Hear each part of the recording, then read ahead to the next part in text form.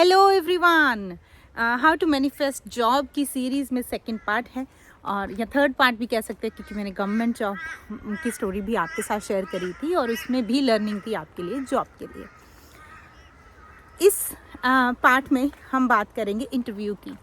बहुत सारे लोग होते हैं वो जॉब अपॉर्चुनिटीज़ अट्रैक्ट कर लेते हैं और जॉब इंटरव्यू जब आता है उनको फियर होता है। बहुत मुझे कमेंट्स भी आते हैं कि आई एम नॉट श्योर कि मैं क्लियर कर पाऊँगी कि नहीं, अब इंटरव्यू है, जॉब मैंने अट्रैक्ट कर ली है, तो अपॉर्चुनिटी अट्रैक्ट कर ली क्योंकि that was a slow process and you can work on that. लेकिन इंटरव्यू एक ऐसी चीज़ है जो फेस टू फेस है, लाइक आप एकदम सामने हो किसी के एंड आपके पास अंदर कॉन्टिन्यूस फियर है कि वो आपको जज करेंगे, आपकी हर सवाल को जज करेंगे, आपने सही जवाब दिया है या नहीं। हर सवाल ये डिसाइड करेगा कि आप इस पोजीशन को लोगे, आपको ये पोजीशन मिलेगी या नहीं। तो वो जो फियर होता है वो इतनी नेगेटिविटी क्रिएट कर देता है कि चाहे सामने वाले बंदे ने डिसाइड किया ही हो कि आपको लेना है, लेकिन सिचुएशन ऐसी हो जाती है कि आप वो इंटरव्यू का पॉजिटिव रिस्पांस मैनिफेस्ट कर ही नहीं पाते। यहाँ पर मैं आपको एक स्टोरी बताऊंगी। कोई मेरे नोन है, उनको best of the best opportunities मिलती हैं। Best of the best person is very very talented, बहुत टैलेंटेड हैं, टैलेंट की कोई कमी नहीं है, अपॉर्चुनिटीज़ की कोई कमी नहीं है। जो स्किल उनकी है वो मार्केट में बहुत हॉट है, उनको बहुत अच्छा पैसा भी मिलता है और इंटरव्यू भी उनके क्लियर हो जाते हैं, लेकिन वो जॉब मैनिफेस्ट नहीं कर पाते। क्यों? वो इसीलिए क्योंकि जब वो इंटरव्यू के लिए जाते हैं तो उनके आंसर्स बिल्कुल सही होते हैं और उनकी वाइब्रेशन अप एंड डाउन होती है। तो उनको फ़ोन आता है कि आपका इंटरव्यू तो क्लियर हो गया है, लेकिन हमारा कुछ इंटरनल ऐसा प्रोसेस, कभी डिस्प्यूट हो जाता है किसी कंपनी में इंटरनल, किसी कंपनी में वो प्रोजेक्ट डिले हो जाता है जिसके लिए वो बंदा हायर करना था, किसी कंपनी में डिसीजन मेकर रिटायर हो जाता है, चेंज हो जाता है, तो उसकी वजह से डिसीजन टंग जाता है। मतलब कि उनको पॉजिटिव रिस्पॉन्स आ जाता है, फिर भी वो ज्वाइन नहीं कर पाते। ये सब वाइब्रेशन का खेल है, सब वाइब्रेशन का खेल है। तो अगर आपके साथ भी ऐसा होता है, आपके साथ भी फियर होता है या अपॉर्चुनिटी हाथ में आते आते चली जाती है, तो सबसे बड़ी बात है आपको बाहर नहीं अंदर काम करना है। देयर इज़ अ ब्लॉकर जो आपको फाइंड आउट करना है। तो भी सबसे पहले अगर जब आप इंटरव्यू के लिए जाते हो तो मैं आपको ये सजेस्ट करूँगी, कुछ प्रोसेसेस जब आपको इंटरव्यू के लिए पता चल जाए उसके बाद कुछ प्रोसेसेस कीजिए अपने आप पर कि आपका अंदर का इनर स्पेस क्लियर हो जाए और आप एकदम जॉब इंटरव्यू के लिए रेडी हो जाए। कौन से हैं वो प्रोसेसेस? सबसे पहले तो अगर आप गवर्नमेंट या प्राइवेट जिस तरह की भी नौकरी के लिए जा रहे हैं, उसके लिए आपके अंदर कौन सा रेजिस्टेंस है, कौन सी चीज़ें आपने इससे पहले सुनी हैं।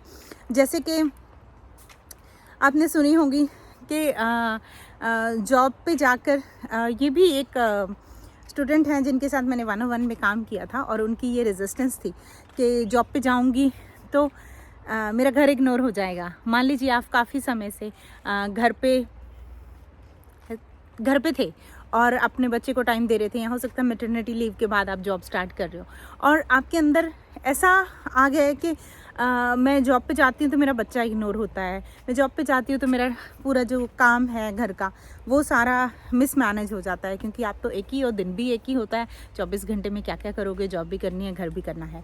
उसके बाद अगर प्राइवेट जॉब के लिए जा रहे हो तो कई बार हमारे माइंड में प्राइवेट जॉब की जो स्टोरी सुनी होती है, मूवीज़ में देखा होता है, वो सारी नेगेटिविटी हमारे अंदर होती है। तो वो सब लिखिए कि कौन सी चीज़ें हैं जो आपके अंदर हैं जॉब को लेके, कि जैसे प्राइवेट जॉब वाले बहुत काम करवाते हैं, दिन रात का कुछ पता नहीं चलता है, कंपनीज अपना प्रॉफिट देखती हैं, कंपनीज एम्प्लॉय का बिल्कुल भी नहीं सोचती हैं, कंपनीज को कोई फ़र्क नहीं पड़ता एम्प्लॉय की हेल्थ का, एम्प्लॉय के घर का, एम्प्लॉय की सिचुएशन का, उनको तो सिर्फ काम तक मतलब है। जो भी नेगेटिविटी आपके माइंड में है किसी एक पर्टिकुलर जॉब को लेकर, उसके बाद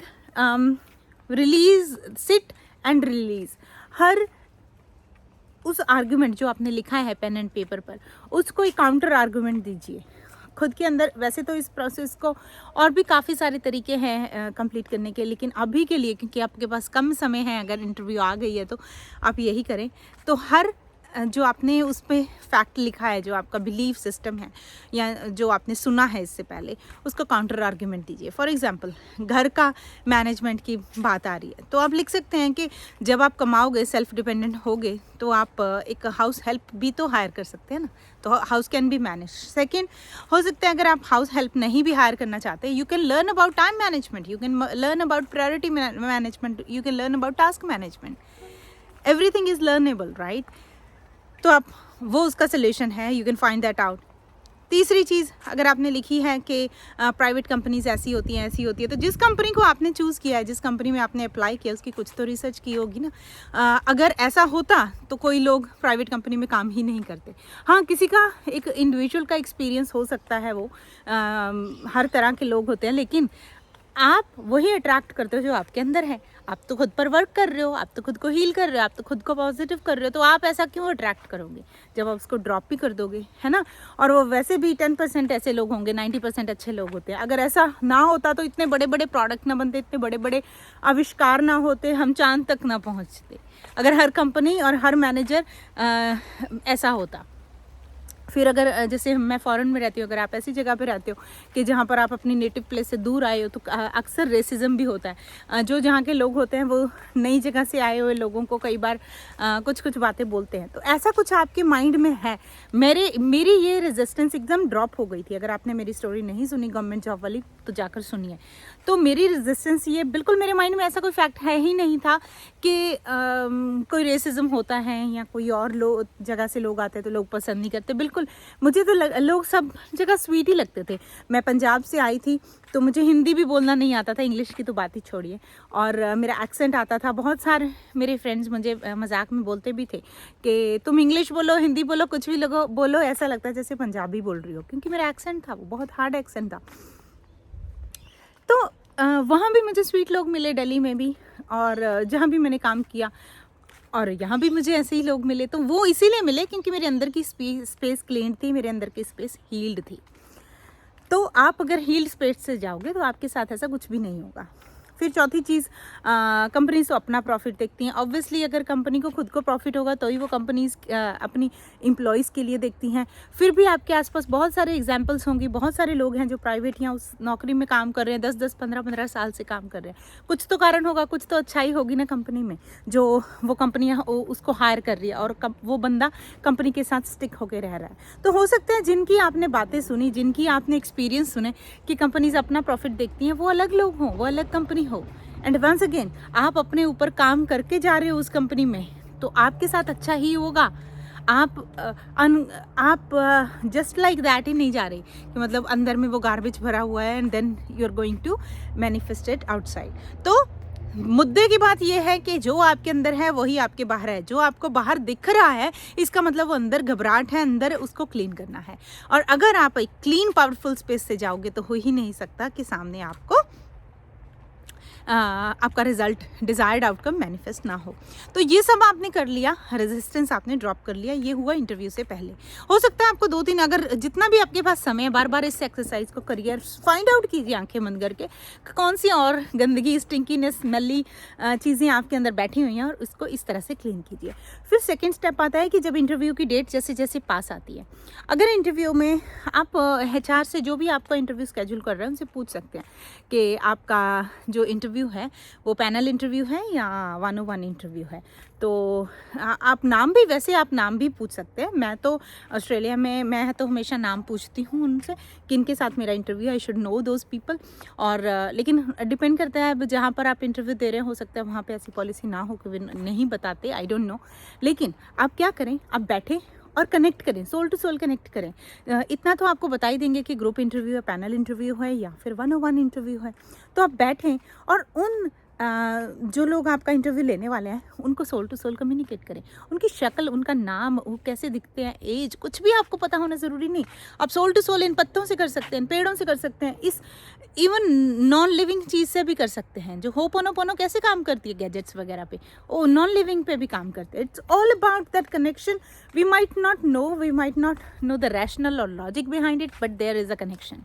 ये मैं आपको बता देती हूँ अपने एक्सपीरियंस पे और जिन लोगों के साथ मैंने काम किया उनके एक्सपीरियंस के बेसिस पे।